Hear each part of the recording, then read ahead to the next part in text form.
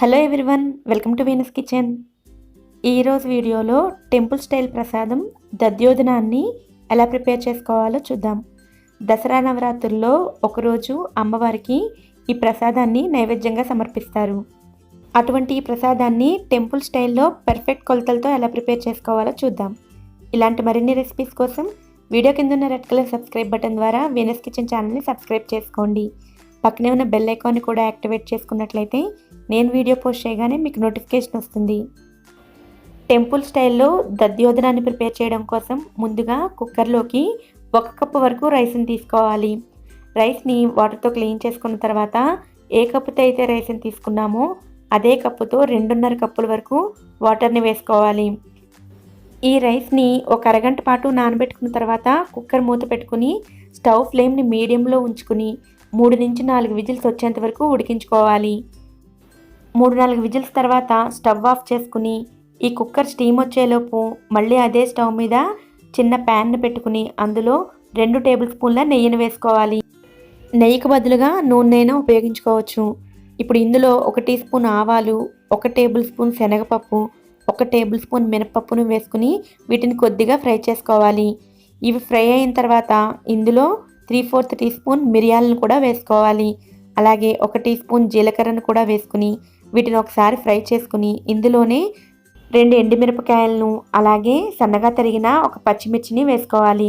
పచ్చిమిర్చిని కేవలం రుచి కోసం మాత్రమే యాడ్ చేసుకుంటాము, వద్దనుకుంటే స్కిప్ చేయవచ్చు. అలాగే 2 రెమ్మల కరివేపాకును, 1 టీ స్పూన్ అల్లం తరుగును వేసుకుని వాటిని కూడా ఫ్రై చేసుకుని స్టవ్ ఆఫ్ చేసుకుని వీటిని పూర్తిగా చల్లారనివ్వాలి. ముందుగా ఉడికించుకున్న అన్నాన్ని వేడిగా ఉన్నప్పుడే గరిటెతోటి సగం వరకు ఇనుపుకోవాలి. నేను ఇక్కడ చిన్న కుక్కర్ను ఉపయోగిస్తున్నాను కాబట్టి వేరొక బౌల్లోకి తీసుకుని మిక్స్ చేసుకుంటున్నాను. అదే మీరు పెద్ద కుక్కర్ను ఉపయోగిస్తుంటే అందులోనే మిగిలిన ఇంగ్రీడియంట్స్ని కూడా యాడ్ చేసుకోవచ్చు. ఈ రైస్ వేడిగా ఉన్నప్పుడే రుచికి సరిపడే ఉప్పును వేసుకుని మిక్స్ చేసుకోవాలి. సాల్ట్ రైస్ అంతటికి కూడా బాగా పట్టేటట్లు మిక్స్ చేసుకున్న తర్వాత ఇందులో 1/2 లీటర్ వరకు పెరుగును వేసుకుని మిక్స్ చేసుకోవాలి. పెరుగు అంతటిని ఒకేసారి వేయకుండా కొద్ది కొద్దిగా యాడ్ చేసుకుంటూ మిక్స్ చేసుకోవాలి.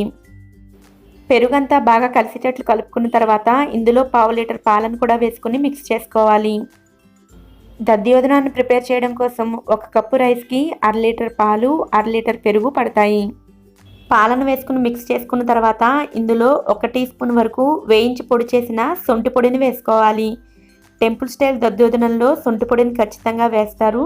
మీ దగ్గర అవైలబుల్గా ఉంటే వేసుకోండి, లేదంటే స్కిప్ చేసినా కూడా పర్వాలేదు.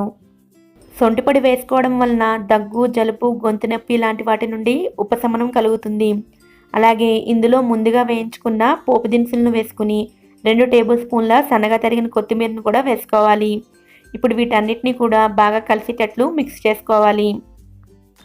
మొత్తం అంతా బాగా కలుపుకున్న తర్వాత చివరగా ఇందులో మరొక 1/2 లీటర్ పాలను వేసుకుని బాగా కలిసేటట్లు కలుపుకోవాలి. ఉప్పు వేసిన అన్నంలో వేడి పాలను వేసినట్లయితే దధ్యోదనం విరిగినట్లుగా అవుతుంది కనుక పాలు చల్లారిన తర్వాతే యాడ్ చేసుకోండి.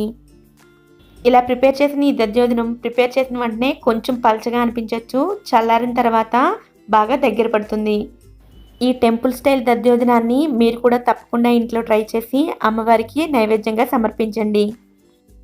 ఓకే ఫ్రెండ్స్, ఈ వీడియో కనుక మీకు నచ్చినట్లయితే వీడియోని లైక్ చేయండి. అలాగే ఛానల్ని సబ్స్క్రైబ్ చేసుకుని పక్కనే ఉన్న బెల్ ఐకాన్ని కూడా యాక్టివేట్ చేసుకోండి. Thanks for watching.